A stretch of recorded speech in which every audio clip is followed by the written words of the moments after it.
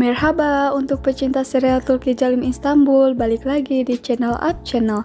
Berikut ini lanjutan dari serial Turki kesayangan Jalim Istanbul, Tamam Arkadaşlar. Untuk kalian yang baru bergabung di channel ini, jangan lupa subscribe dan jangan lupa klik tombol lonceng. Selamat menonton semuanya. Di scene ini, Şeniz bercerita pada Cenk bahwa banyak rahasia yang Agah lakukan di belakangnya. Şeniz menyinggung tentang Cenk mengajak Cemre ke klub malam. Cenk berkata pada Şeniz bahwa tidak ada yang harus dirayakan lagi. Şeniz menjawab, "Apa yang kamu rayakan, nak? Apa yang kamu rayakan saat aku berjuang untuk hidup kita?" Cenk berkata, "Perceraian. Kami akan bercerai, ibu." Şeniz terkejut dan melarang Cenk untuk bercerai. Cenk tertawa dan berkata, "Ibuku berjuang untuk menyelamatkan rumahku." "Wow, kamu membuat mataku berkaca-kaca, ibu." Şeniz menjawab, "Perceraian adalah hal terbodoh yang kamu ambil saat ini. Itu berarti menempatkan kesalahan di mata ayahmu." Sambil menunggu 3 hari pernikahan, tidak peduli itu kebetulan dari hasil tes DNA. Daripada berpikir untuk mengakhirinya, lebih baik jika kamu bertahan.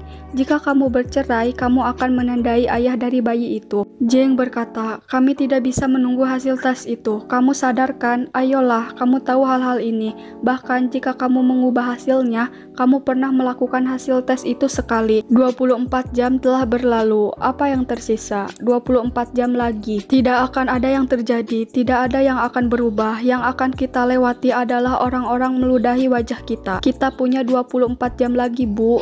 Şeniz menjawab, "Aku berjuang untuk tidak menyerah sampai saat-saat terakhir, tapi kamu melempar handuk sebelum pertandingan selesai." Cenk berkata, "Tidak ada yang tersisa, Bu. Pertandingan selesai. Uangmu tidak melebihi uang ayahku. Tanganmu tidak bisa menjangkau lebih jauh dari tangan ayahku, Bu. Untuk pertama kalinya, semua permainan itu jebakan, semua kebohongan sudah berakhir, Bu. Kamu harus menerima, sudah selesai." Şeniz menjawab, "Apa kamu tahu apa yang akan kami terima? Itu berarti menerima mati selagi hidup."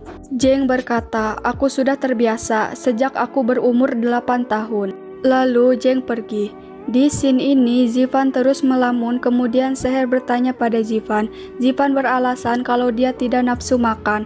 Lalu Ceren menunjuk televisi tentang berita Cenk dan Cemre. Ceren bertanya, "Zivan, kamu satu-satunya yang berada di rumah besar. Dengan siapa Cenk cemburu?" Zivan diam, lalu Seher mematikan televisi. Seher bertanya pada Zivan karena Seher khawatir telah terjadi sesuatu. Zivan izin untuk pulang. Seher ingin mengantarnya, namun Ceren berdiri dan meminta biar dia yang mengantar Zivan keluar sambil membuang sampah. Seher menahan Ceren karena Zivan terlihat kesal. Ceren berkata bahwa dia akan mendapatkan hatinya dan keluar. Zivan terus mengingat tentang Ceren dan Cenk di pasar. Kemudian Ceren datang dan berkata, "Apa yang mengganggumu, kakak? Katakan padaku, mari kita bicara." Zivan menjawab bahwa dia baik-baik saja, lalu mengambil sampah di tangan Ceren dan membuangnya. Kemudian Ceren menceritakan tentang dia bertemu dengan Cenk. Ceren berkata, "Ketika hari ini aku ke pasar, aku melihat sebuah mobil yang mirip dengan mobil Cenk. Itu sangat mirip. Apa kamu melihat? Dan apa kamu membandingkannya?" Zivan menjawab, "Tidak, aku tidak melihatnya." Lalu Zivan pergi. Ceren panik lalu menelepon Cenk dan menceritakan bahwa Zivan melihat mereka berdua. Ceren berkata, "Zivan mungkin melihat kita. Tepat setelah kamu pergi, aku bertemu dengan Zivan. Zivan menjadi aneh sepanjang malam. Aku bertanya apa yang salah atau tidak, tapi aku mengacaukannya karena aku berpura-pura tidak melihatmu. Tetapi jika si idiot ini tahu bahwa aku berbohong, aku mengatakan dia akan membuat keributan."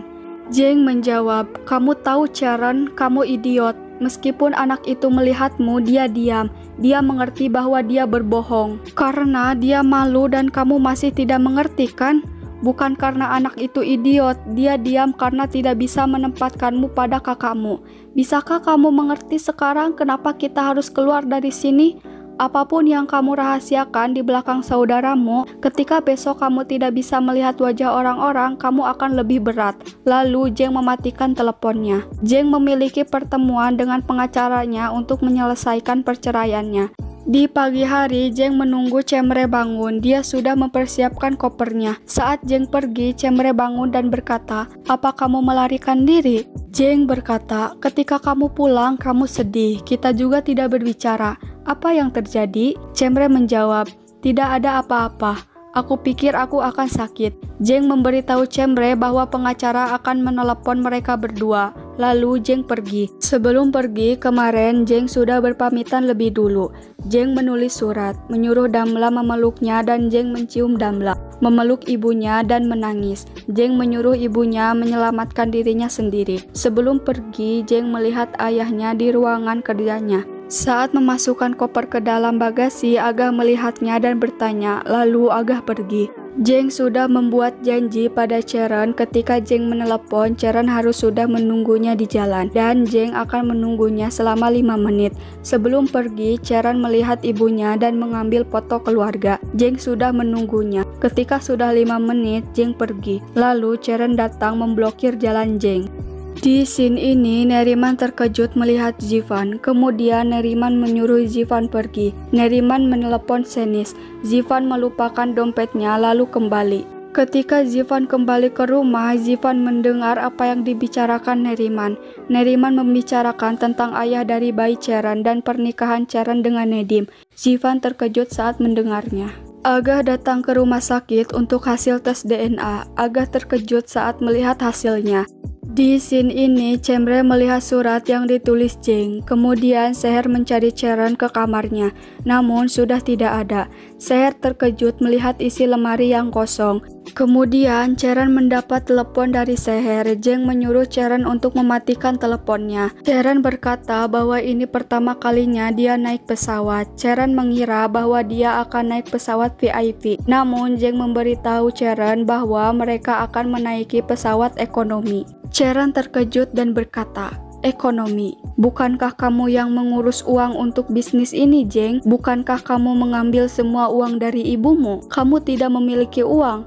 "Sangat jelas, kami akan pergi ke Amerika." Jeng menjawab, "Aku punya kenalan di Amerika, Charon. Aku akan bekerja." Charon berkata, "Tentu saja bekerja." Lalu Charon menyuruh Jeng untuk cepat membawa mobil dan dia ingin membeli minum. Ketika Jeng hendak membeli, Jeng tidak memiliki uang. Lalu Charon memberikannya uang. Kemudian Charon mengambil paspor dan yang lainnya. Jeng datang lalu memberikan minum pada Charon. Kemudian Charon menolak untuk pergi karena Charon tidak ingin kekurangan uang dan hidup susah. Tidak masalah untuk Jeng ketika Charon tidak ingin ikut. Jeng tetap ingin pergi. Kemudian Charon menunjukkan paspor di tangannya dan berkata, "Kamu juga tidak bisa pergi." Lalu Charon merobek paspor Jeng. Jeng berkata, "Sangat bagus, tapi paspor tidak diperlukan untuk pergi ke negara Timur Tengah." Kemudian Charon memanggil Jeng dan menunjukkan kartu identitas Jeng. Kemudian Charon merusaknya dan pergi dengan taksi. Damla menghampiri Cemre dan bertanya tentang keanehan pada Jeng.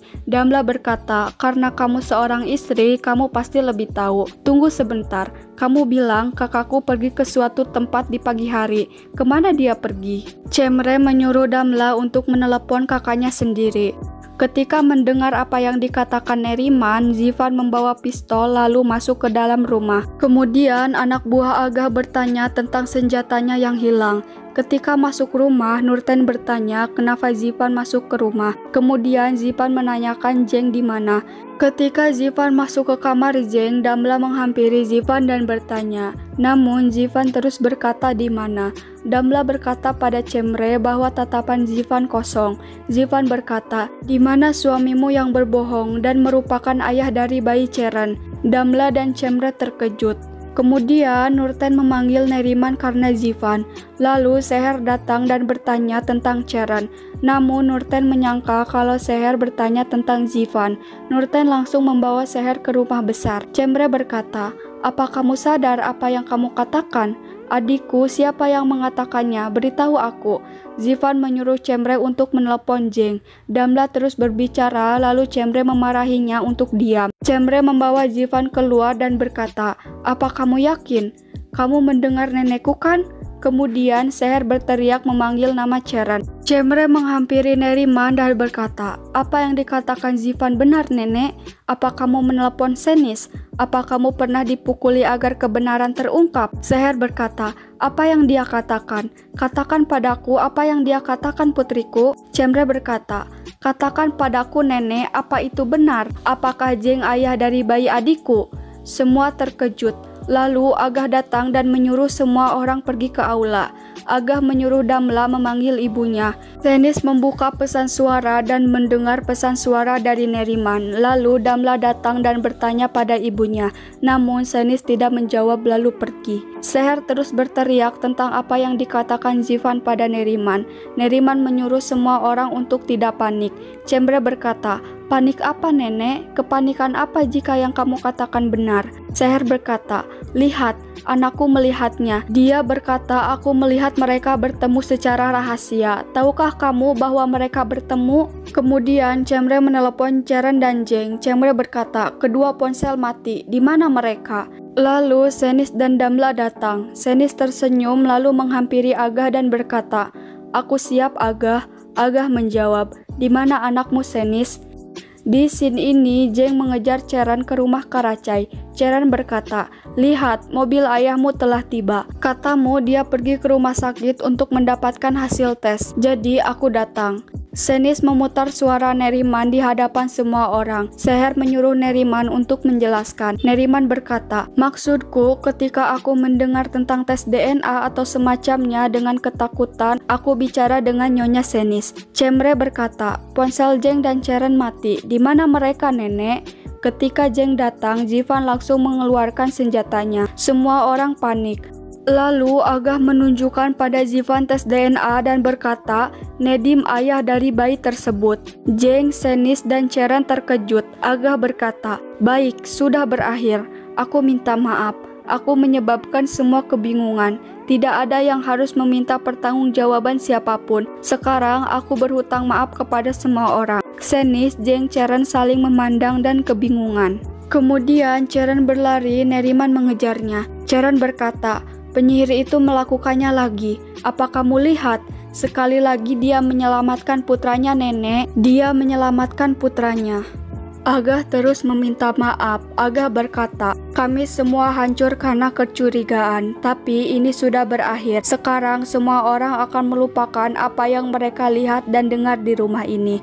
Tidak akan ada yang membuat orang malu lagi. Masalah ini ditutup di sini dan selesai. Hanya ini yang ingin aku katakan, tidak ada lagi tanda tanya di benak siapapun." Jeng terus melihat Senis. Senis kebingungan lalu pergi. Jeng pun mengejarnya. Di scene ini, Nedim memberitahu pada dokternya bahwa dia telah melakukan sesuatu yang buruk. Nedim bercerita saat pamannya akan melakukan tes DNA untuk menyelamatkan Nedim dari Ceren. Kemudian Nedim membuat Jeng minum untuk mengambil air liur pada gelas untuk tes DNA. Pada hari Agah memanggil dokter untuk mengambil darah Nedim, Nedim menolak diambil darahnya. Nedim menunjukkan gelas bekas Jeng pada dokter yang mengambil darahnya. Setelah menceritakan semuanya, lalu dokter menunjukkan foto-foto lagi dan berkata, "Apa kamu menghukum pamanmu? Apa kamu menghukum sepupumu? Apa kamu menghukum Nurten? Apa kamu menghukum bibi iparmu? Tidak ada foto Cemre di sini, karena kamu merobeknya. Apa kamu menghukum Cemre, Nedim?" Nedim menganggukkan kepalanya lalu pergi ke ruangan terapi. Nedim mulai berlatih berjalan dengan amarah di wajahnya. Oke teman-teman, sampai sini saja kelanjutan dari serial Turki Jalim Istanbul. Jangan lupa untuk subscribe dan klik tombol lonceng supaya tidak ketinggalan notifikasi dan video lanjutan terbaru. Kalau kalian suka videonya, silahkan like video ini. Sampai ketemu di video-video selanjutnya. Host Cakal Hadi, bye-bye.